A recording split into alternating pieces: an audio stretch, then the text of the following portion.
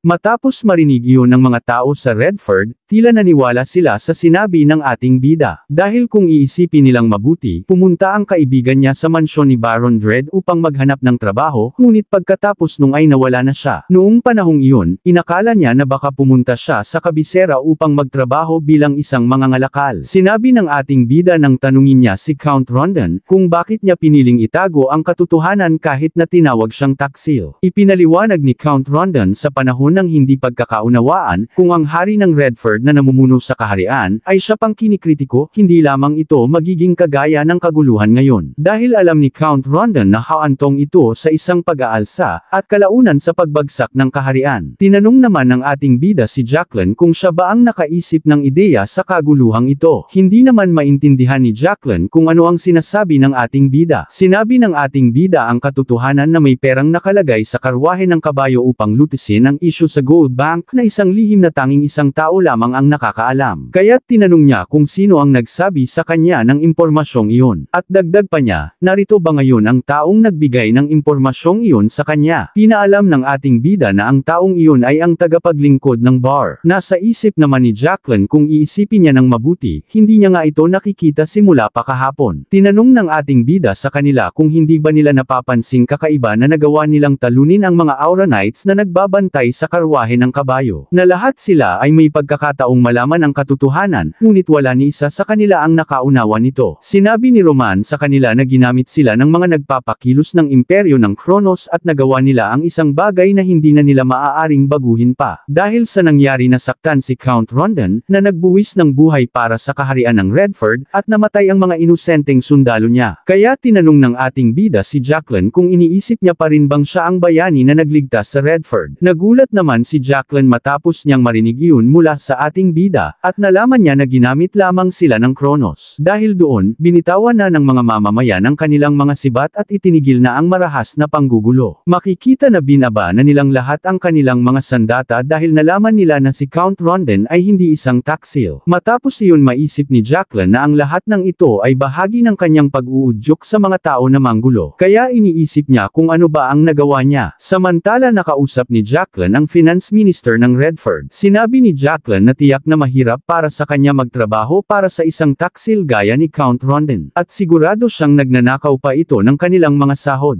Ngunit hindi sumang-ayon ang Finance Minister, dahil hindi masamang tao si Count Rondon na gaya ng iniisip ng iba tungkol sa kanya. Hindi naman maintindihan ni Jacqueline kung ano ang sinasabi niya sa kanya. Sinabi ng Finance Minister na hindi niya masasabi ang katotohanan ngayon, ngunit humihiling siya na sana huwag niya siyang masyadong kamuhian. Matapos marinig iyon ni Jacqueline, naisip niya kung totoo bang hindi masamang tao si Count Rondon. Ngunit sa tingin niya, malamang lubos na siyang nililinlang. Kaya't dahil doon, napagtanto niya na mali ang kanyang nagawa dahil nagpadala siya sa kanyang maling hinala. Sa isip ni Jacqueline, nakagawa siya ng kasalanang hindi niya na maitatama. Kaya dahil doon, humingi siya ng pasensya sa gulo na dulot ng kanyang mga ginawa, dahil sa kanyang aksyon ay may mga nasaktan at may mga nasawi. Kaya't tinanong niya ang ating bida kung ano ang dapat niyang gawin upang mapagbayaran niya ang lahat ng kanyang kasalanan. Nagmakaawa siya sa ating bida na sabihin sa kanya kung ano ang dapat niyang gawin, dahil hindi niya alam ang gagawin niya. Dagdag pa niya kahit alam niya na ang katotohanan, ngunit masyado pa itong mahirap tanggapin. Nagsalita naman ang ating bida at sinabi kay Jacqueline na hindi niya inangkin ang ninakaw na pera para sa kanyang sarili, bagkus ipinamahagi niya ito sa mga nangangailangan. Pinatunayan niya na iyon ang dahilan kung bakit pinili niyang humawak ng kanyang sandata. Gayunpaman, ang pagkakamali ay nagawa niya na.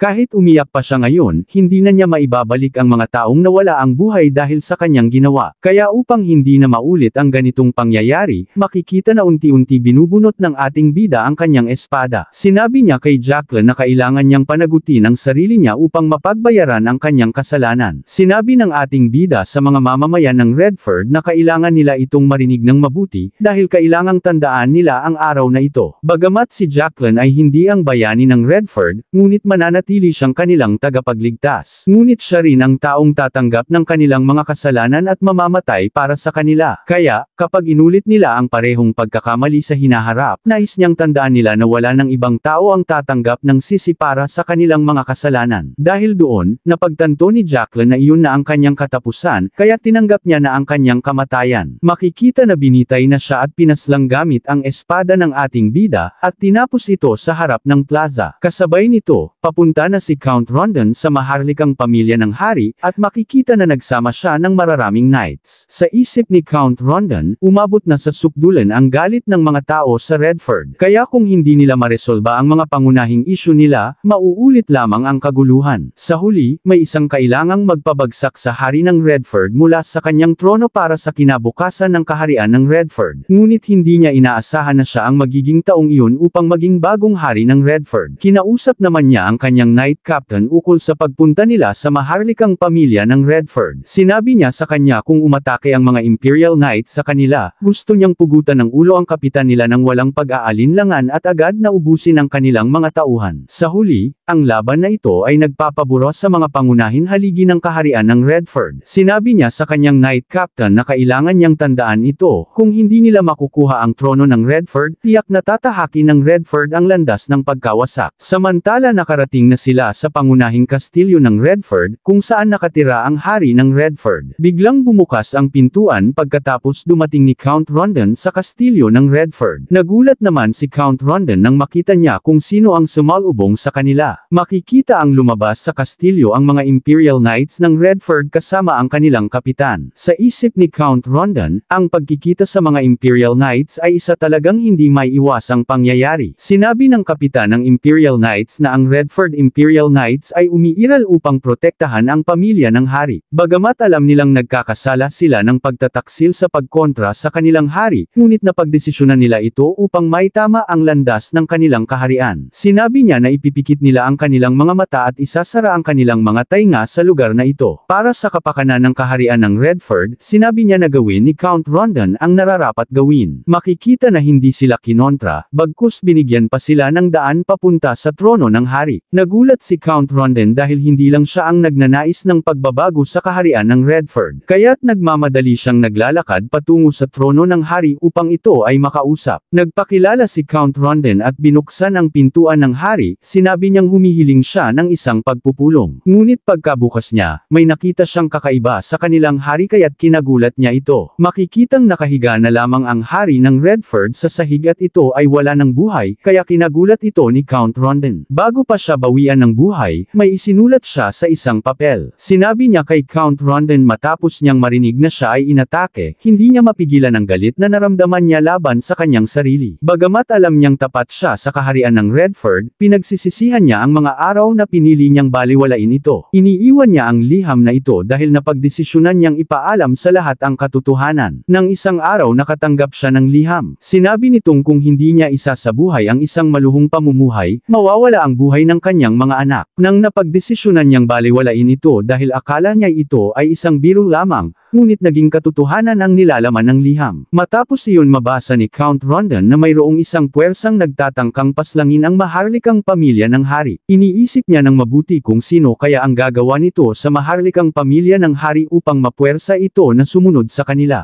Nang malaman ni Count Rondon ang nilalaman ng liham ng hari ng Redford, na ito ay naging katotohanan. Dahil hindi lamang nila pinatay ang kanyang panganay na anak, kinuha rin nila ang buhay ng kanyang bunsong anak na babae. At ang kanyang pangalawang anak naman ay kasalukuyang labis na nalason dahil sa kanila. Dahil kinakailangan niyang kumuha ng lunas mula sa kanila upang maipakain sa kanyang anak tuwing isinasabuhay niya ang isang maluhong pamumuhay, kaya bahagya niyang naisalbo ang buhay ng kanyang pangalawang anak. Kaya pinili niyang maging isang ama kaysa maging hari ng bansa upang mapanatiling ligtas ang kanyang mga anak. Kaya sa isip niya sa sarili niya na siya ay isang walang kwentang hari. Kaya kung magiging mas gaaman pa siya kaysa rito, napakaraming buhay ng mga tao sa Redford ang mawawala, at iiwan niya na ang trono kasabay ng kanyang kamatayan, at hindi niya hahayaang ang kanilang dugo ay mapunta sa kanyang mga kamay. Kaya sinabi niya kay Count Rondon na ipinagkakatiwala niya sa kanyang mga kamay ang bansang na sinira niya. Matapos iyon ay sobrang naiyak si Count Rondon sa kanilang hari dahil ito ay naging biktima. Samantala sa ibang eksena, sa ibang kwarto, sinabi ni Count Rondon sa kanya na ilang sandali pa lamang, pumanaw na ang kanilang hari. Ngunit parang inaasahan na ito ng isang lalaki. Kaya tinanong ni Count Rondon kung alam niya ba ang tungkol dito. Siya ang huling tagapagmana ng Redford, na si Charlo Redford. Sinabi ni Prince Charlo ang lahat ng mga pangyayaring naganap ng sunod-sunod sa Redford, tiyak siyang may nagplano nito, at hindi niya imposibleng hindi mapansin iyon. Nagulat naman si Count Rondon dahil alam niya naman ang katotohanan, kaya tinanong niya kung bakit hindi niya sinabi ito kahit kanino. Sumagot naman si Prince Charlo na wala namang magbabago kahit ginawa niya iyon. Dahil nahihiya siya sa sarili niya, ngunit nais niya pa rin na mabuhay kahit na siya ay nalason na. Tinanong ni Count Rondon ang kanilang prinsipe kung gusto niya bang siya ang pumalit bilang hari ng Redford. Kaya't napangiti na lamang si Prince Charlo na parang iyon ang gusto niyang mangyari. Sinabi niya sa pag-alis lamang sa kanya at ng kanyang ama sa kapangyarihan ay hindi sapat upang matiyak ang pagkaligtas ng Redford. Upang lubos na mailipat ang autoridad sa Redford, kailangang mapuksa ang lahi ng pamilya ng hari na maaaring maging simula ng kaguluhan. Dagdag niya pa alam naman niya ang katapatan ni Count Rondon sa Redford, kaya't gagawin niya siya bilang dahilan. Tinanong ni Count Rondon sa kanilang prinsipe kung ito ba talaga ang tanging paraan na maaari nilang gawin. Tumugon naman si Prince Charlo dahil nagawa na ng kanyang ama ang kanyang desisyon, at nagawa niya na rin ang kanyang pasya. Naiiyak na sinabi ni Count Rondon sa kanilang prinsipe na kung hindi sila nasa ganitong kaguluhan, tiyak na magiging isang dakilang hari siya. Matapos iyon marinig ng prinsipe, lubos siyang nagpapasalamat dahil sinabi niya iyon sa kanya. Dagdag niya pa na may isa siyang huling-hiling bago siya lagutan ng buhay dahil sa lason. Nakiusap siya na huwag niyang sayangin ang kanyang kamatayan at ng kanyang ama, habang makikita na kumakalat na ang lason sa kanyang katawan. Nakiusap siya na tulungan niya ang Redford na muling makabangon. Dahil doon nalagutan na siya ng buhay dahil sa lason sa kanyang katawan, kaya't nawala na ang huling tagapagmana ng Redford. Samantala makalipas ang 10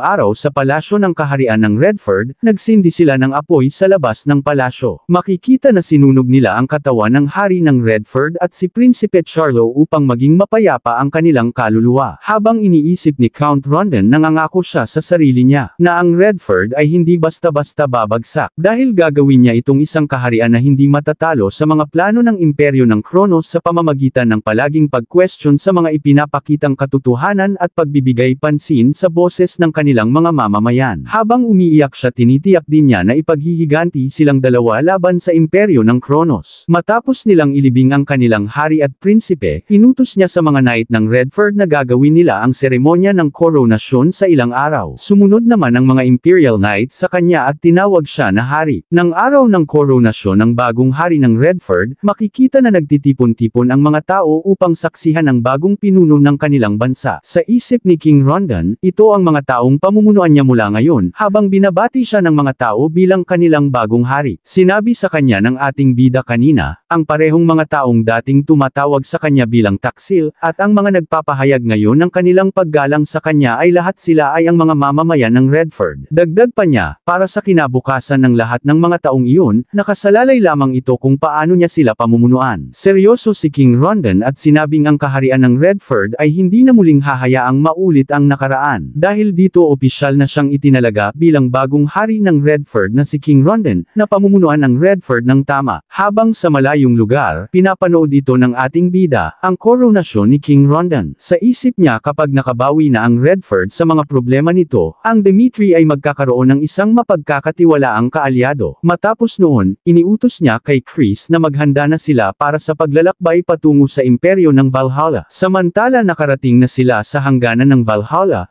partikular sa lungsod sa border ng Paulo. Sinabi ng gwardya sa ating bida na gagawa sila ng inspeksyon sa mga katawan nila. Sila ang mga kawal na seguridad ng Paulo. Hindi inaasahan ng ating bida ang napakalaking reaksyon nila, gayong sila naman ang nag-imbita sa kanya. Makikita na hinahalughog nila ang bawat parte ng katawan ng ating bida upang suriin ito ng mabuti. Sinabi ng gwardya sa ating bida na huwag silang magdulot ng anumang kaguluhan sa loob, dahil ang Paulo ay hindi isang lungsod na bukas sa mga dayuhan. Makikita ang mga mamamayan ng Valhalla na may kulay kayumanggi na balat, at ang kanilang kasuotan ay malayo sa estilo ng ibang bansa. Sinasabi dito na ang imperyo ng Valhalla ay isang bansa na sarado sa mga dayuhan, at ang Valhalla ay itinayo sa loob ng timog na kagubatan, na isang nakahiwalay na kapaligiran, at mariin nilang tinanggihan ang mga tao mula sa ibang lugar. Sinabi ni Chris sa kanyang lord na katulad ng naririnig nila, ganito nga ang mga tao sa imperyo ng Valhalla. Sinabi ni Roman ang tinutukoy ni Chris ang pinakamahirap na tao na pakitunguhan sa kontinente ay ang mga mamamayan ng Valhalla. Dahil ito ay isang lugar kung saan siya tinatrato ng may pagkapuot, maliban na lang kung dito siya ipinanganak. Kaya natural lamang na hindi bukas ang loob nila sa mga dayuhan. Hindi pa rin makapaniwala si Chris na hindi sila nagpadala ng kahit sino upang gabayan ang ating bida, gayong sila naman ang nag-imbite sa kanya. Dagdag niya pa na ito ay lubos na kawalang galang na aksyon. Sinabi naman ng ating bida ang ibig sabihin lamang nito ay kahit na inanyayahan nila siya, hindi nila kinikilala ang kanyang pag-iral. Samantala sa ibang eksena, nasa isang bar sila sa lungsod ng Paulo. Makikita sila Chris at ang ating bida na nag-iinom ng alak kasama ang mga mamamayan ng Valhalla. Isang lasing na lalaki ang nagalit dahil sa hindi niya nais na ipagpatuloy ang pag-inom niya sa bar. Lumapit ang lalaking lasing sa ating bida at sinabi na hindi niya alam kung saan sila nanggaling, ngunit kung mga dayuhan sila tinanong niya sila kung bakit hindi na lang sila umakyat sa mga kwarto nila at matulog ng tahimik. Pinansin niya pa ang kutis ng ating bida ay napakakinis na parang hindi siya dumaan sa kahit anong paghihirap. At binulong niya kay Roman at sinabi na may pang-aasar na parang siyang babae na hindi nakaranas ng kahit konting hirap. Ngunit ang ating bida na nahimik lang sa isang tabi, at hindi pinansin ang pang-aasar niya sa kanya.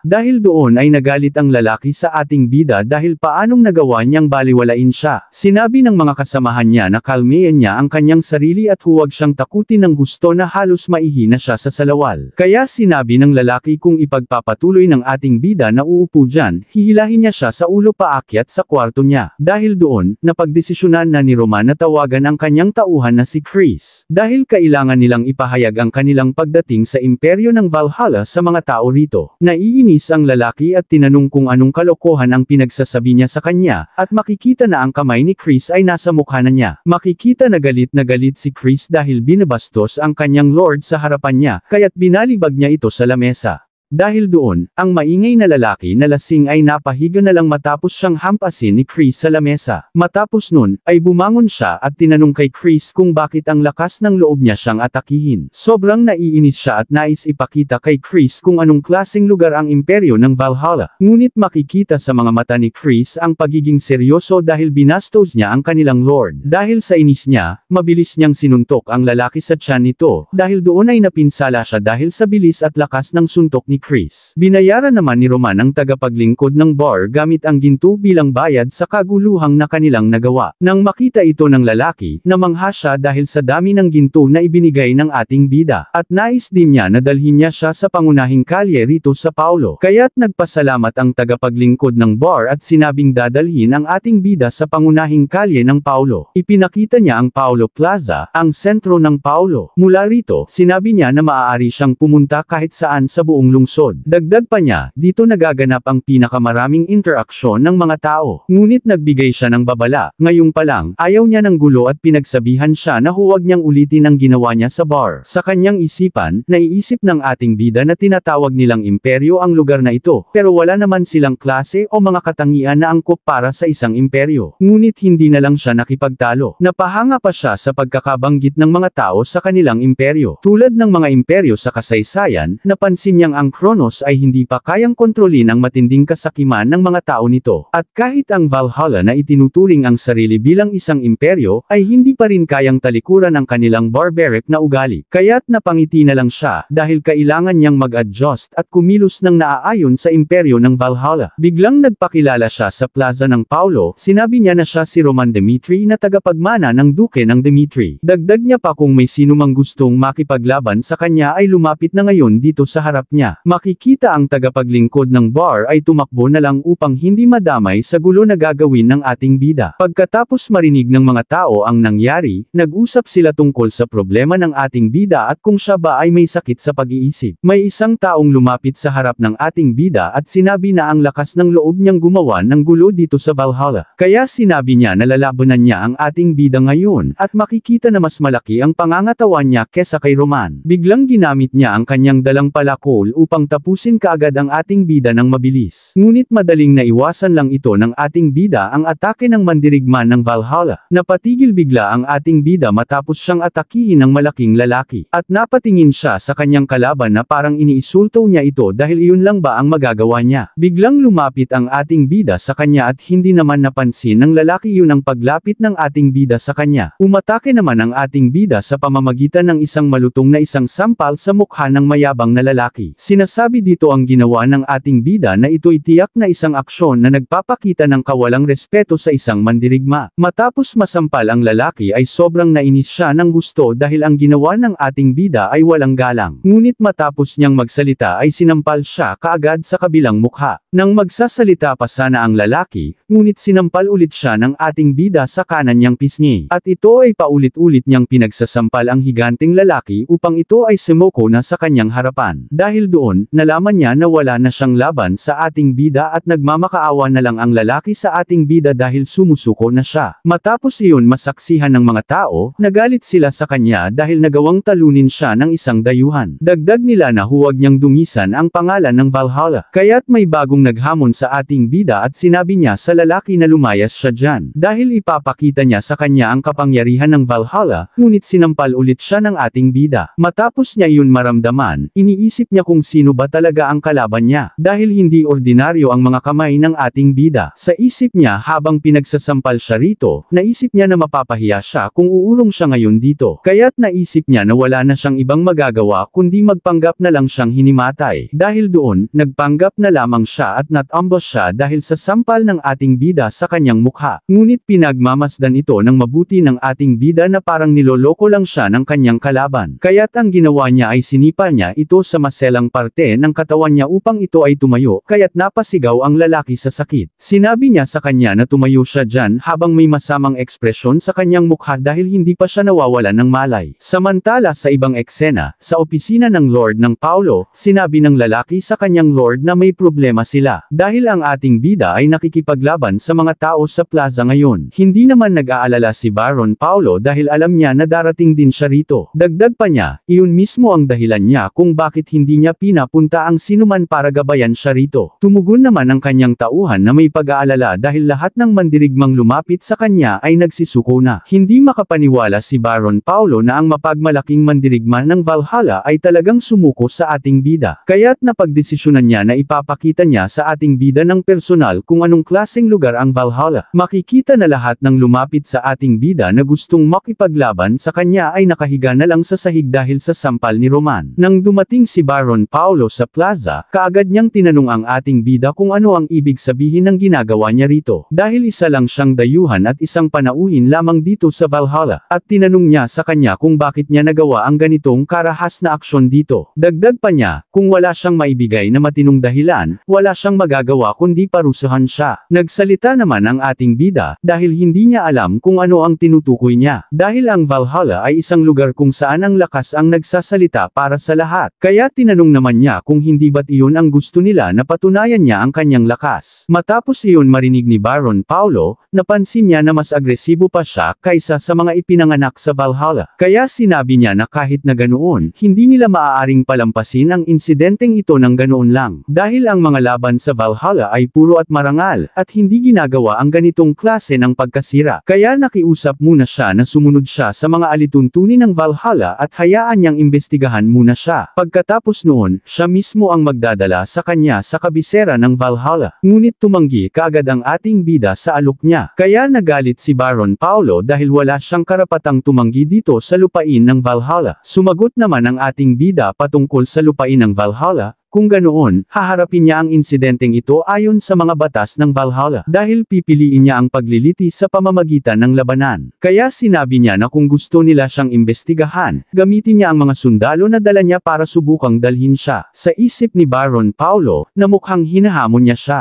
Kaya't iniutos niya sa kanyang mga tauhan na dakpin nila si Roman Dimitri ngayon din. Biglang nagtanggal ng armor sa paa ang mga tauhan ni Baron Paulo upang kalabanan ang ating bida. At makikita na pati ang ang helmet nito ay hinubad nila ng mabilis at tinapon ito. Makikita na biglang nag-transform ang kalaban nila at naging halimaw ito na parang isa siyang kalahating lobo. Nagulat ang ating bida dahil unang beses niyang makakita ng isang wildman sa mundong ito. Sinasabi dito na ang mga wildmen ay isang minoryang lahi na matatagpuan sa kagubatan ng Hilaga, at taglay nila ang pinakamalakas na kakayahan sa labanan sa Valhalla. Sila'y umaasa sa gatas ng mga hayop at nagpapalit ng anyo sa pamamagitan ng isang ritual kung saan sila ay nagiging tulad ng hayop, at sila ay nabigyan ng bagong buhay bilang mga tunay na taunggubat, isang piling grupo ng mga mandirigma ng Valhalla. Binalaan ni Baron Paulo ang ating bida na mas mabuti pang huwag niyang maliitin ang Valhalla. Galit na iniutos niya sa kanyang mga tauhan na huwag silang tumayo lang dyan at atakihin nila ang ating bida ng sabay-sabay. Makikita na inatake niya ang ating bida ng mabilis gamit ang mga matatalas na kuko nito. Ngunit kahit gaano pa siya kapiles, sinapak lang ito ng ating bida nang hindi tumitingin sa kanya. Trinashtok niya ito na wala pa rin sila dahil parang mga hayop lang sila sa kanyang paningin.